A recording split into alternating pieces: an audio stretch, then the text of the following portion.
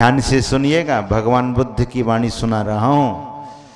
भगवान बुद्ध कहते हैं कि ज्ञान भी दुरुस्त है, आपने दीक्षा ली है और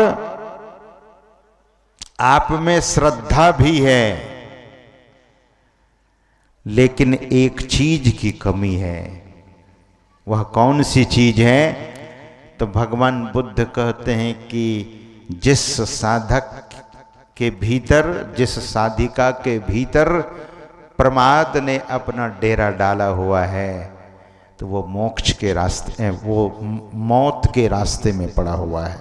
ध्यान से सुनिएगा, भगवान बुद्ध ने कहा आलस्य, प्रमाद मौत का रास्ता है और अप्रमाद मोक्ष का रास्ता है। किस रास्ते में जाना चाहेंगे? मौत के रास्ते में या मोक्ष के रास्ते में? सज्जनों, मौत के रास्ते में कोई जाना नहीं चाहता है। निश्चय ही शरीर मरण धर्म है। The body is really perishable. इस शरीर का दरअसल में नाश होना निश्चित है। This body is not permanent body, the human body. Even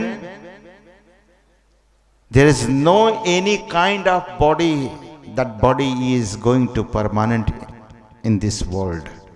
इस संसार में कोई ऐसा शरीर नहीं है जो परमानेंट है, बट यू आर परमानेंट। आप शाश्वत हैं, यू आर एटर्नल, आप शाश्वत हैं। लेकिन शाश्वत होते हुए वासना के कारण, दुर्वासनाओं के कारण, शायद सद्वासना हो तब तो कहीं किसी प्रकार की दिक्कत नहीं है, लेकिन मनुष्य दुर्वासना के कारण अपने को बंधन में डाल देता है। सज्जनों,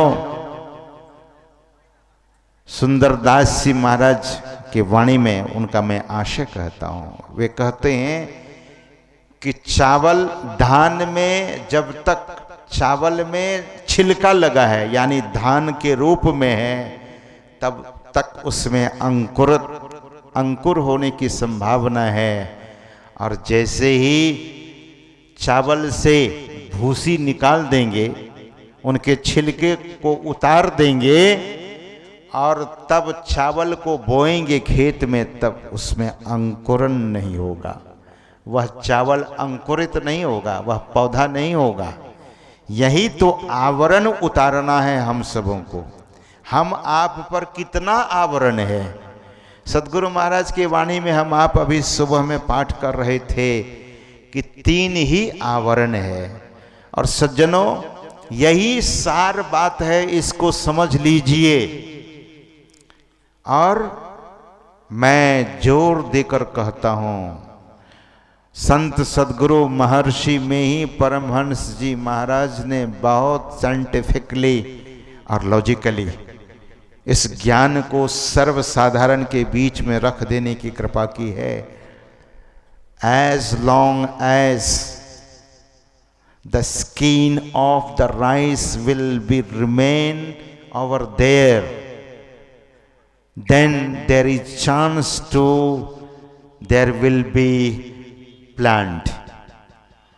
वहां पौधा उगेगा, अंकुर होगा। the moment you are going to remove the skin, when you are going to peel, nothing is going to be then. The rice will remain as a rice। चावल चावल ही रह जाएगा। सद्गुरु महाराज ने कहने की कृपा की है कि हम आपके ऊपर भी, यद्यपि हम आप शाश्वत हैं, सनातन हैं, पुरातन हैं, फिर भी हम आपके ऊपर 3 पर्दे लगे हुए हैं। घटतम प्रकाश व शब्द पट त्रय जीव पर हैं छा रहे। This is the reason why we are called as a जीवा। हम लोगों को जीव कहा जाता है इसलिए क्योंकि यह जीव तीन पर्दे के भीतर है, घटतम प्रकाश वो शब्द पट त्रय, ये तीन पर्दे हैं। और तीन पर्दे के कारण यह जीव शिव नहीं है, शिवत्व की दशा में नहीं गया है, जीवत्व की दशा में है। जीवता का उदय हो गया, जीव दशा में आ गए। महापुरुष कहते हैं कि तीनों पर्दों को हटा देना है। पहला पर्दा क्या है? अंधकार का पर्दा। आंख बंद करते हैं, ध्यान दीजिए, बाहर के आंख को खोल, बाहर की दृष्टि यानी आंख को खोलकर बाहर देखेंगे बाह्य दृष्टि से, बाहर की दृष्टि से, तो संसार ही दिखेगा। सज्जनों, इसीलिए महापुरुष कहते हैं कि आपको अमा दृष्टि से ध्यान करना है। वैसे लोग ध्यान खुली आंख से भी करते हैं, उसको पूर्णिमा दृष्टि कहते हैं। भगवान शंकर के विग्रह को आप देखिए, भगवान शंकर की आंखें ऊर्ध्व उन्मीलित होती है, यानी आधी आंख बंद आधी आंख खुली, उसको ऊर्ध्व उन्मीलित मुद्रा कही जाती है। तो भगवान शंकर की आधी आंख बंद आधी खुली, लेकिन ये निरापद नहीं है। पूर्णिमा दृष्टि निरापद नहीं है, सापद है।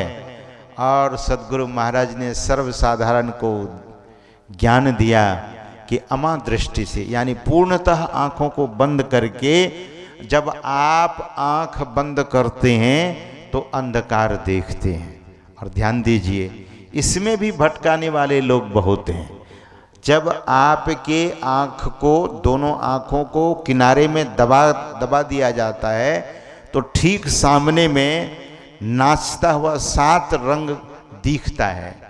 और ऐसा करके बहुत लोग कहते हैं कि आपको ब्रह्म ज्योति दिखा दिया, 7 रंग जो नाचता हुआ। अच्छा ठीक है, थोड़ी देर के लिए मान लेते हैं कि वो ब्रह्म ज्योति है। तो ब्रह्म ज्योति जो देख लेते हैं वे तो अंतर्यामी हो जाएंगे। जथा सु अंजन आंज दृग साधक सिद्ध सुजान, कौतुक देखा ही शैल बना भूतल भूरि निधान। जिनको ब्रह्म ज्योति की प्राप्ति हो जाती है, धरती के नीचे क्या हो रहा है, आसमान के भीतर क्या हो रहा है, मानस की पंक्ति सुना रहा हूं सज्जनों, उनको तो सब कुछ ज्ञात हो जाता है। लेकिन ये आंखों को दबाने वाले बहुत लोग उसके चक्कर में पड़ जाते हैं और कहते हैं मैं तो ब्रह्म ज्योति का दर्शन कर लिया।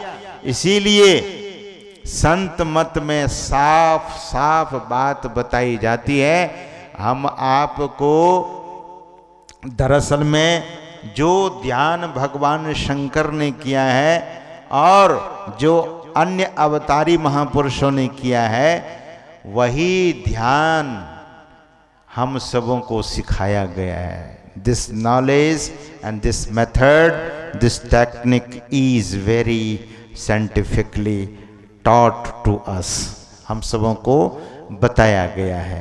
सज्जनों, this is traditional knowledge and traditional techniques and method, and ये जो टेक्नोलॉजी है तो ट्रेडिशनल है, टेक्निक है, ट्रेडिशनल मेथड एंड टेक्निक्स।